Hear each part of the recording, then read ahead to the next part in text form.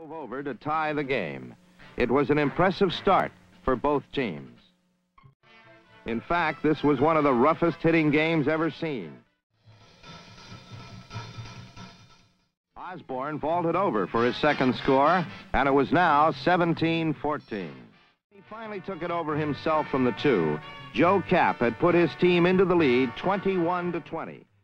Watch Yeller at top left hand fight his way to Gabriel for the safety. With 8 minutes left, Minnesota now led 23-20. Alan Page blocked and caught Gabriel's attempted pass. Page raced downfield and ended the imposing Ram threat, and with it, the game. Then Kapp decided to improvise. Result, 6 points. Intent on hitting Gene Washington, Kapp again went up top long, and it paid off. Defender Erich Barnes had slipped, so number 84 took it all alone and trotted into the end zone.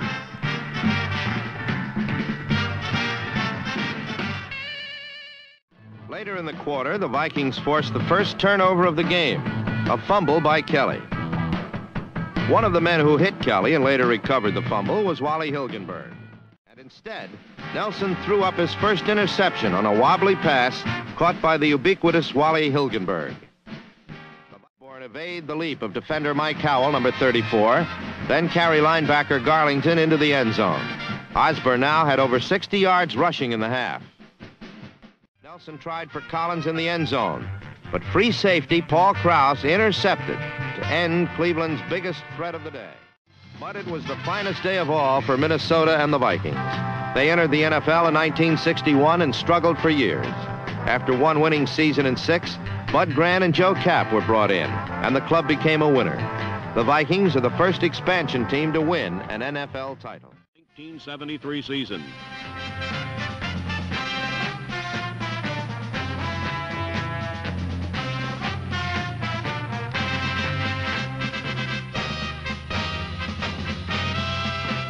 Reed's 46-yard run unraveled at the Redskin 2. From the 2, Bill Brown burrowed in behind wedge blocking. Fran finally cashed in with a well-disguised bomb to John Gilliam. Choked on the bones of the Purple Gang's zone defense.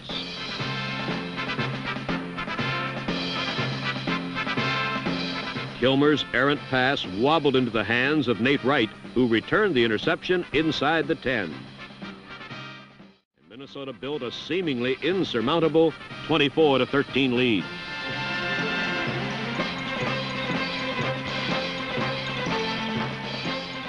The touchdown was...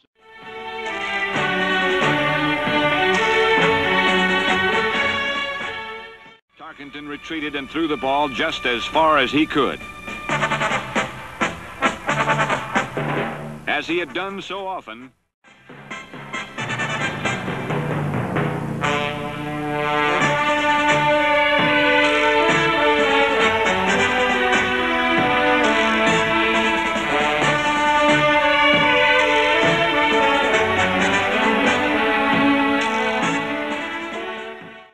tried everything in their playbook, but the Vikings just kept hammering the ball loose.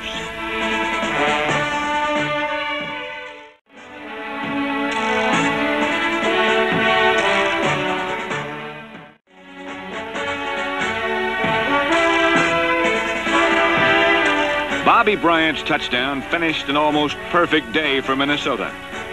The Vikings won 27-10, not just because of Bryant and Gilliam and Tarkenton, but because 40 men had played a team sport about as well as it can be played.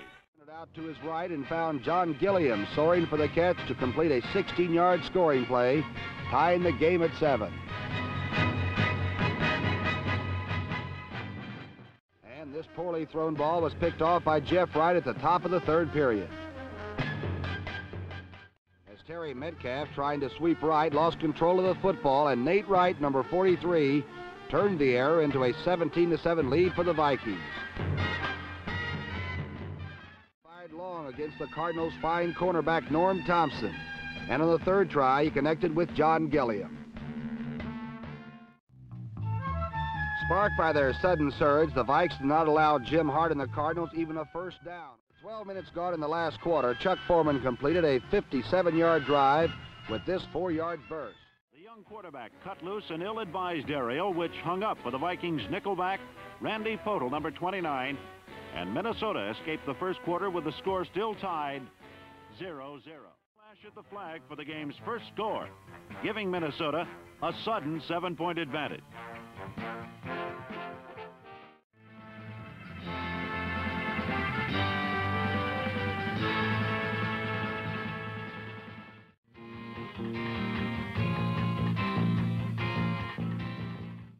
Years. Tough veterans who know the value of a hit.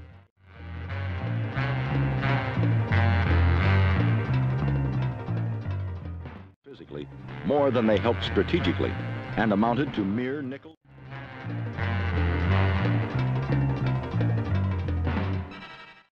Who 3 times placed it in the hands of his talented receivers for touchdowns. The exceptional talents of rookie Sammy White, number 85, produced 2 others, as Minnesota staked Washington's hopes for victory.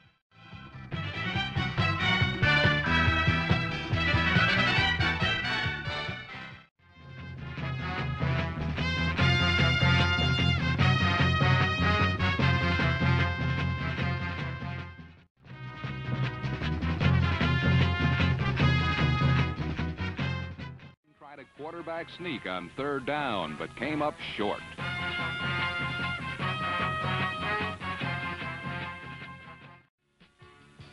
"90 yards later, Minnesota had the first touchdown of this championship game.